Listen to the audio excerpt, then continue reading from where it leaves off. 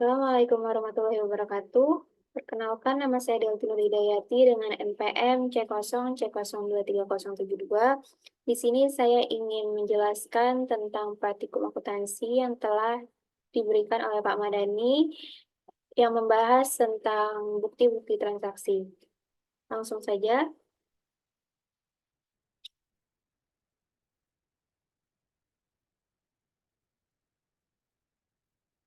Baiklah. eh,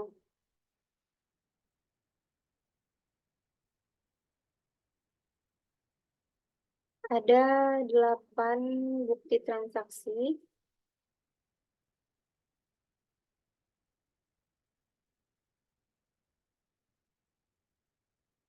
Yang pertama ada faktur penjualan, yang kedua ada faktur pemasok, yang ketiga ada nota tunai, yang keempat ada kwitansi, yang kelima ada memo debit, yang keenam ada memo kredit, yang ketujuh ada bukti kas masuk, dan yang kedelapan ada bukti kas keluar. Kemudian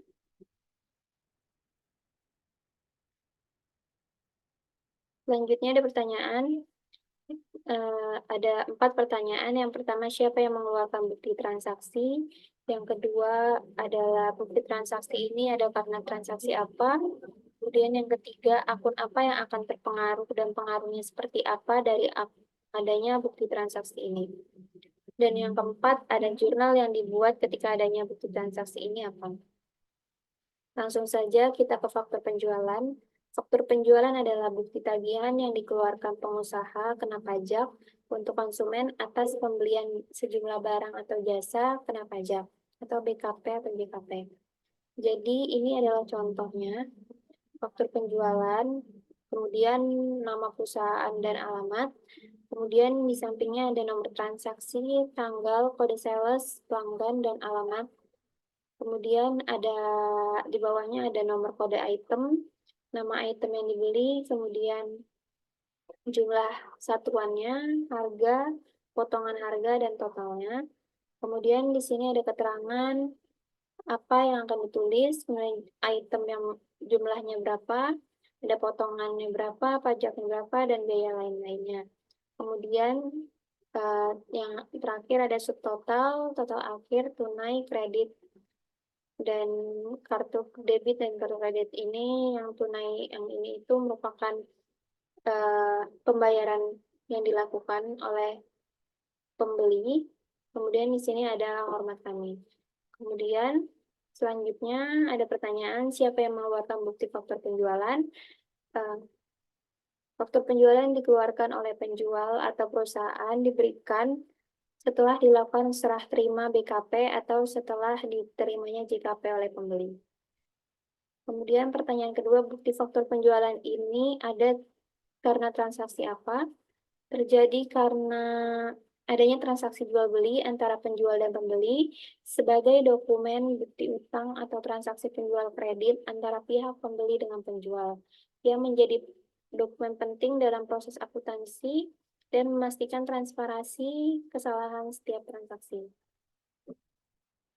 Kemudian pertanyaan yang ketiga adalah akun apa yang akan terpengaruh dan pengaruhnya seperti apa dari faktur penjualan.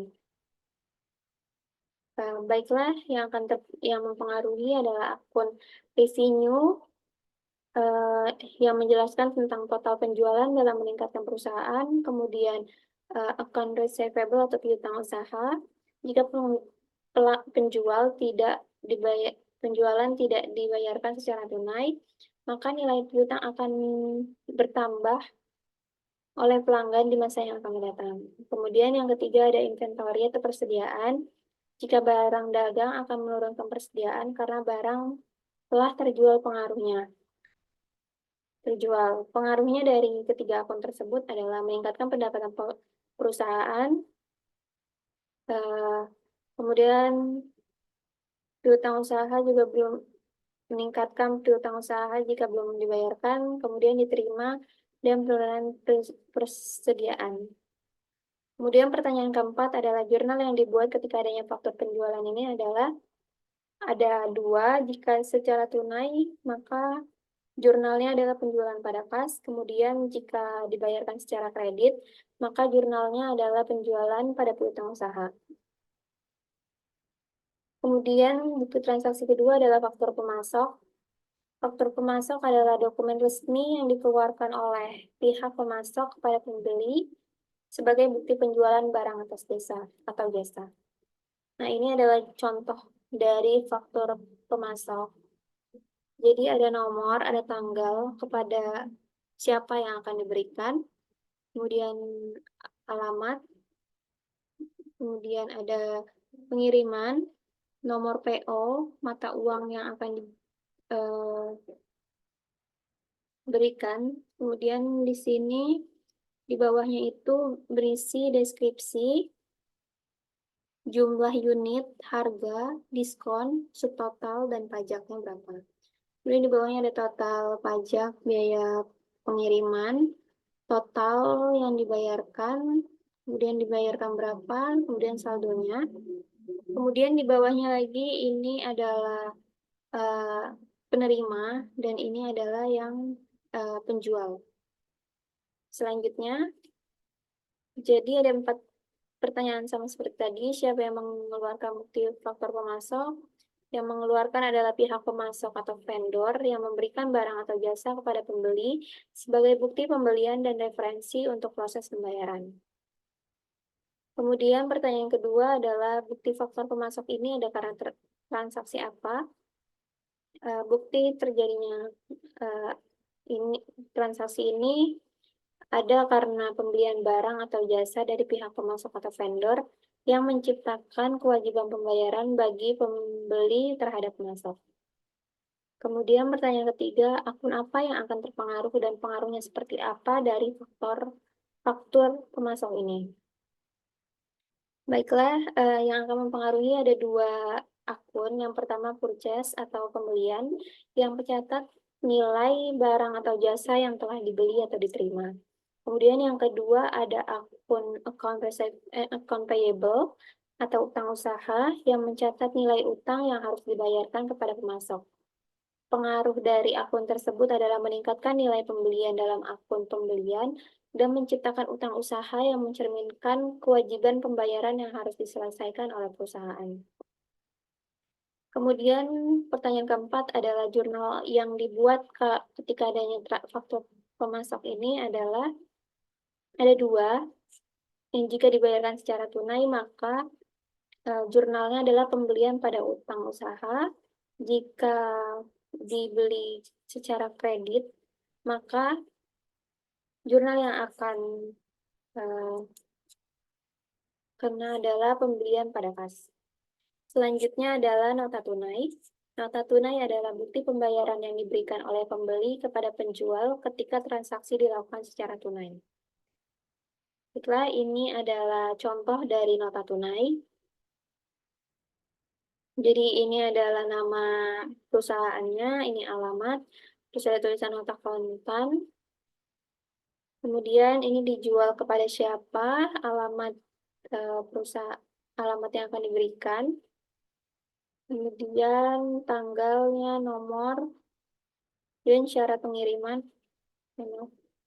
Kemudian ada nama barang yang akan dijual, unitnya berapa, harga satuan dari 1 unit ini berapa, dan jumlah saldonya berapa.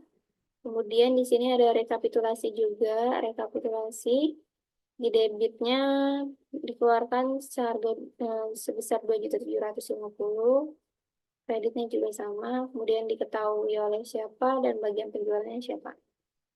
Selanjutnya ada 4 lagi pertanyaan, siapa yang mengeluarkan bukti nota tunai? Dikeluarkan oleh penjual atau pengecer kepada pembeli sebagai tanda bahwa pembayaran telah diterima secara tunai. Kemudian pertanyaan kedua, bukti nota tunai ini ada karena transaksi apa? Bukti terjadinya karena pembeli melakukan pembayaran secara langsung menggunakan uang tunai kepada penjual atau pengecer sebagai pelunasan atas pembelian barang atau jasa yang berfungsi sebagai tanda bahwa pembayaran telah diterima. Kemudian pertanyaan yang ketiga adalah akun apa yang akan terpengaruh dan pengaruhnya seperti apa dari mata tunai ini? Jadi ada dua akun yang akan mempengaruhi. Yang pertama adalah kas. Pengaruhnya adalah mencatat penerima uang tunai dari pembeli. Kemudian ada akun sales revenue atau pendapatan penjualan yang mencatat nilai penjualan barang atau jasa. Dari dua akun ini, pengaruhnya adalah peningkatan pada akun kas, mencerminkan penerimaan uang tunai, dan peningkatan dalam akun pendapatan penjualan. Kemudian mencerminkan nilai penjualan barang atau jasa yang telah dibayarkan secara tunai. Kemudian pertanyaan yang keempat adalah jurnal yang dibuat ketika adanya nota tunai, yaitu jika dibayarkan secara tunai, maka jurnalnya adalah kas pada pendapatan penjualan. Jika dibayarkan secara kredit, maka jurnalnya adalah pendapatan penjualan pada utang dagang. Selanjutnya adalah kwitansi. Kwitansi adalah bukti tertulis atau cetakan yang menunjukkan bahwa suatu pembayaran atau penerima uang telah terjadi antara pihak pembeli dan penjual. Kwitansi digunakan untuk melacak dan memberikan bukti formal tentang transaksi keuangan, baik itu pembelian, pembayaran, atau penerimaan uang. Baiklah, ini adalah contoh.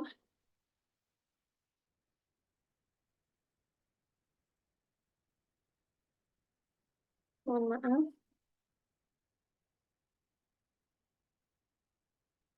Jadi di sini ada nomor telah diterima dari siapa yang dijual. Ini uang sejumlahnya untuk pembayaran pembelian barang di store misalnya.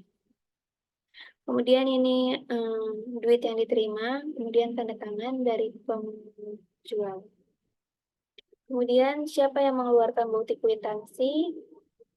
Yang mengeluarkan bukti kwitansi ini adalah penjual atau pihak yang menerima pembayaran, penjualan barang atau jasa, penjual atau perusahaan yang menerima pembayaran dari pembeli akan mengeluarkan kwitansi sebagai bukti pembayaran. Kemudian pertanyaan kedua, bukti transaksi kwitansi ini ada karena transaksi apa? Kwitansi ini terjadi karena adanya pembayaran atau penerimaan uang saat seseorang atau perusahaan membayarkan untuk barang atau jasa. Pihak yang menerima pembayaran akan mengeluarkan kwitansi sebagai bukti bahwa transaksi itu telah terjadi. Kemudian pertanyaan ketiga adalah akun apa yang akan terpengaruh dan pengaruhnya seperti apa dari kwitansi ini. Baiklah, ada 3 akun yang akan terpengaruh. Yang pertama adalah kas atau rekening bank yang mempengaruhi pencatatan penerimaan uang atau cek dari pelanggan dan mencatat pengurangan uang tunai atau rekening bank.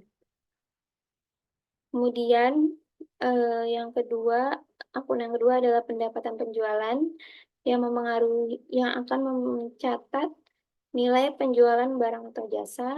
Kemudian yang ketiga, akun yang mempengaruhi adalah pembelian yang mencatat pembayaran untuk pembelian barang atau jasa. Pengaruhnya dari ketiga akun ini adalah penurunan dalam akun kas atau rekening bank sebagai hasil dari pembayaran dan peningkatan dalam akun pembelian karena penerimaan barang atau jasa. Kemudian pertanyaan keempat adalah jurnal yang dibuat ketika adanya kwitansi. Jadi jika kwitansi diterbitkan atas penjualan, maka jurnal yang akan dibuat adalah kas atau rekening bank pada pendapatan penjualan. Sedangkan jika kwitansi diterbitkan atas pembelian, maka jurnal yang akan diberikan adalah pembelian pada kas atau rekening bank. Kemudian ada memo debit, transaksi yang selanjutnya.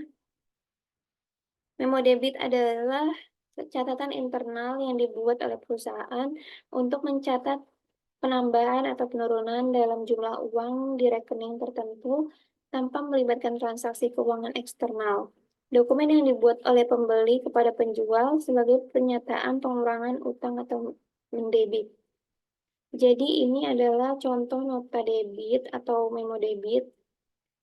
Nah, jadi ada BA-nya, ini nomor seri, kemudian ada Pada yang terhormat ini adalah perusahaan dan alamatnya.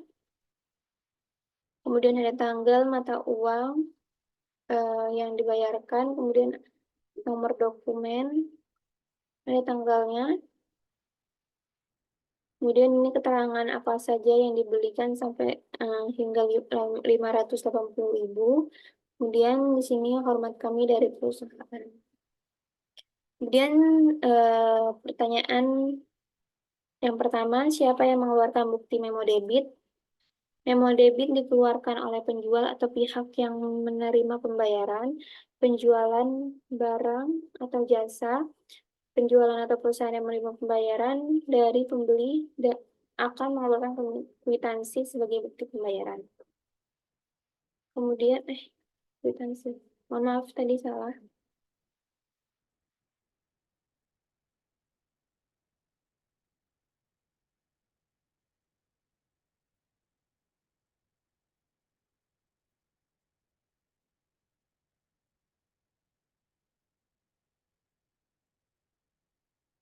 Mohon maaf, ada kesalahan di memo debit. Kita lanjutkan saja ke memo kredit. Dan nanti saya akan mencari penjelasan tentang memo debit lagi. Kemudian memo kredit adalah dokumen yang dikirim oleh penjual untuk mengurangi saldo pelanggan dan biasanya diterapkan pada saldo pelanggan yang ada atau bukti adanya transaksi penerimaan barang kembali yang sudah dijual secara kredit kepada pembeli. Ini contohnya, ini nama perusahaan dan alamat, kemudian di sini ada tulisan nota kredit, kemudian dijual kepada siapa, alamat yang tempat yang dijualkan, kemudian tanggal, nomor fakturnya berapa. Terus habis itu ada tulisan kami telah mengkredit rekening saudara atas barang yang kami terima sebagai berikut. Ini ada kode, deskripsinya, unit, harga, dan jumlah yang harus dibayarkan.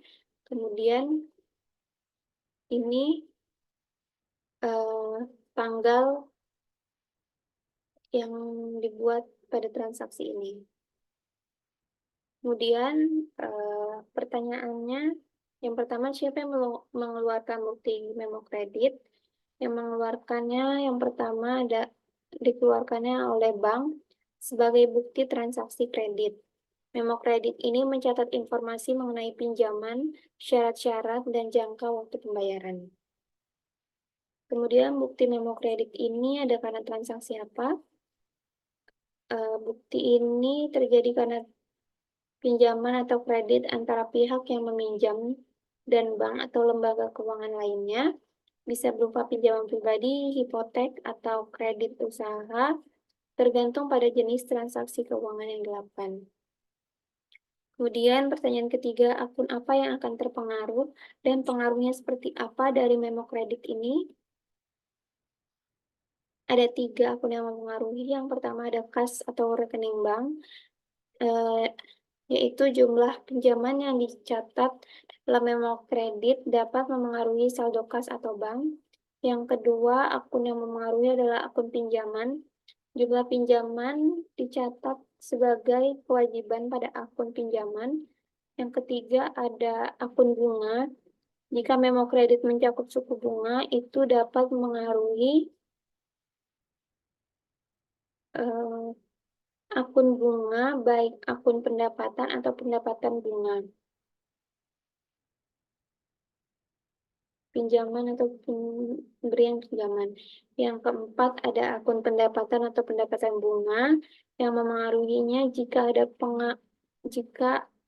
Anda adalah pemberi pinjaman, bunga yang diterima dari pinjaman dapat mengaruhi akun pendapatan atau pendapatan bunga.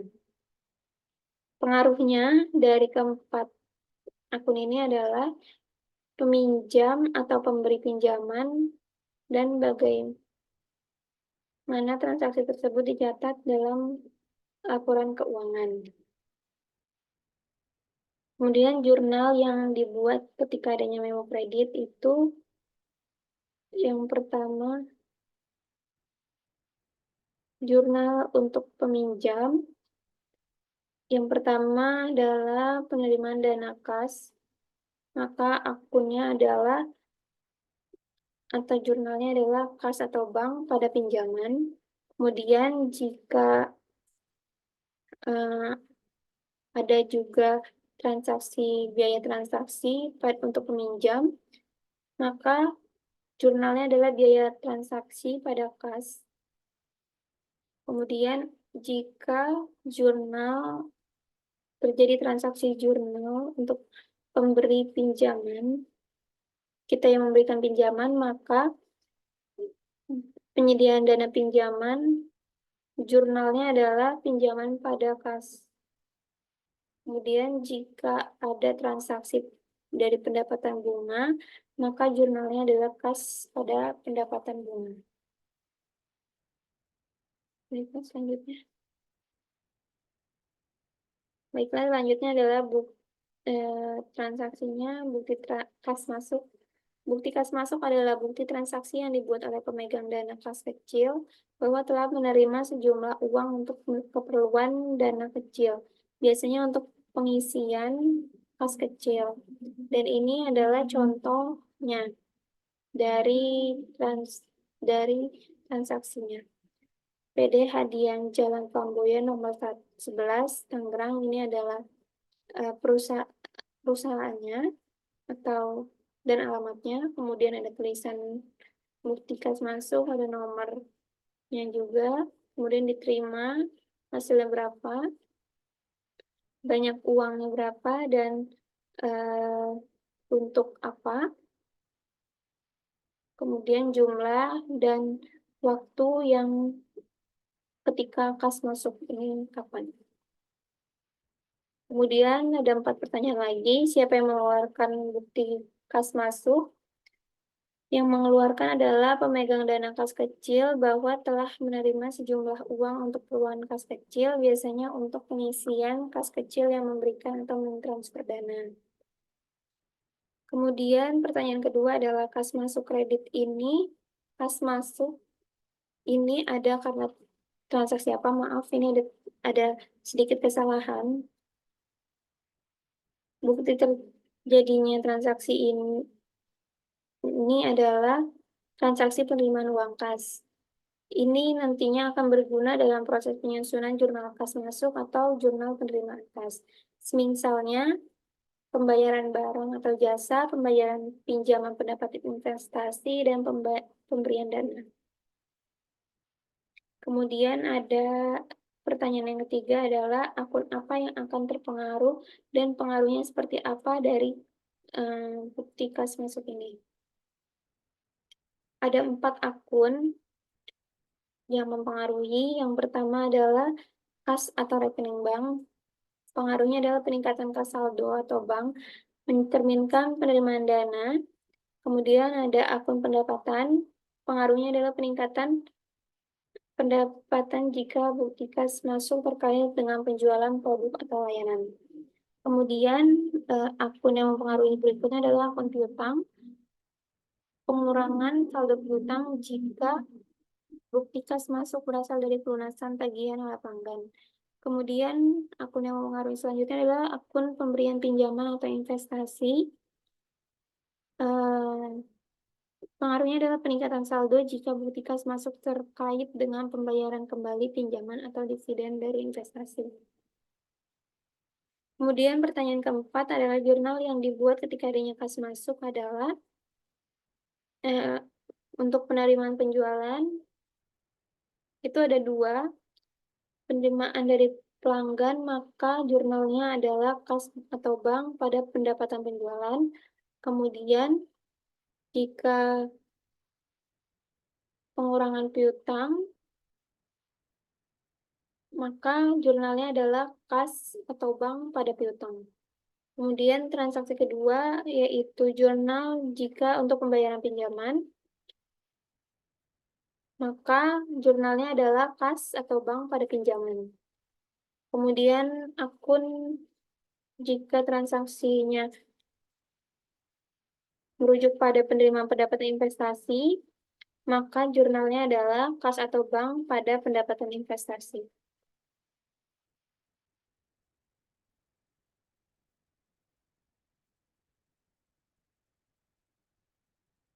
Kemudian yang terakhir adalah bukti transaksi dari kas keluar. Bukti kas keluar adalah dokumen atau catatan yang menunjukkan pembayaran atau pengeluaran dana dari kas atau rekening bank. Ini mencakup berbagai jenis transaksi pengeluaran seperti pembelian barang atau jasa, pembayaran utang, biaya operasional, dan lain-lainnya. Kemudian ini adalah contoh dari bukti kas keluar, ada nama perusahaan, kemudian ini ada namanya, judul besar, kemudian nomor urutnya berapa, kemudian dibayarkan kepada tuan siapa, atau perusahaan mana, kemudian banyak uang yang harus dibayarkan, kemudian untuk pembayaran apa, dan jumlah berapa, kemudian waktu yang harus dibayarkan. Kemudian ada 4 lagi transaksi. Siapa yang mengeluarkan bukti kas keluar, yaitu pemegang dana kas kecil bahwa telah mengeluarkan sejumlah uang tertentu untuk keperluan pembayaran. Kemudian pertanyaan kedua adalah kas keluar ini ada karena transaksi apa? Terjadi karena setiap kali uang atau dana keluar dari kas atau rekening bank perusahaan dianggap sebagai bukti kas keluar yang memerlukan pencatatan dan dokumentasi yang sesuai, seperti pembelian barang atau jasa, pembayaran utang, biaya operasional, investasi atau pembayaran pinjaman, pengeluaran pribadi, pemilik bisnis.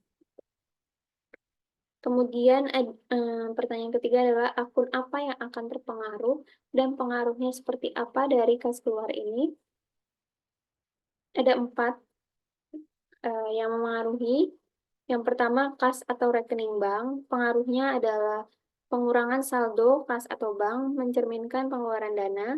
Kemudian akun beban, pengaruhnya adalah peningkatan saldo beban tergantung pada jenis pengeluaran seperti beban operasional, beban bunga, atau beban lainnya.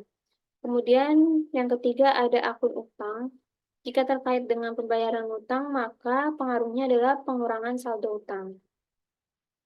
Kemudian yang keempat ada akun investasi.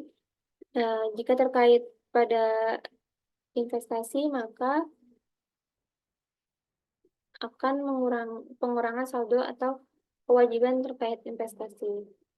Kemudian pertanyaan keempat adalah jurnal yang dibuat ketika adanya kas keluar.